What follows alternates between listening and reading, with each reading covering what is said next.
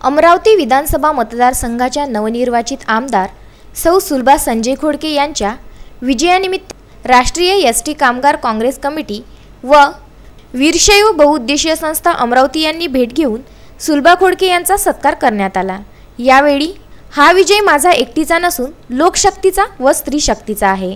श्रमशक्तीच्या बळावरच आज सामाजिक प्रगती व उन्नती होईल व शहराची प्रगती करता येईल, या शब्दांमध्ये सौ सुलभा खोडके यांनी उपस्थितांशी संवाद साधला।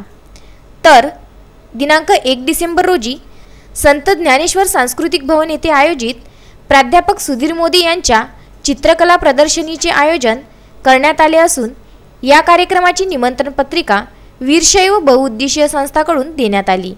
यावेळी संस्थेचे अध्यक्ष मनोहर अप्पा कापसे, अशोक अप्पा जीवरकर, कैलाश अप्पा गिलोरकर व राष्ट्रीय एसटी कामगार युनियनचे विभागीय अध्यक्ष चंद्रकांत देशमुख, सचिव संदीप मुळे, उपाध्यक्ष जयंत मुळे, किरण पुनतांबेकर हे उपस्थित होते। Vidarbha news bureau, Amravati.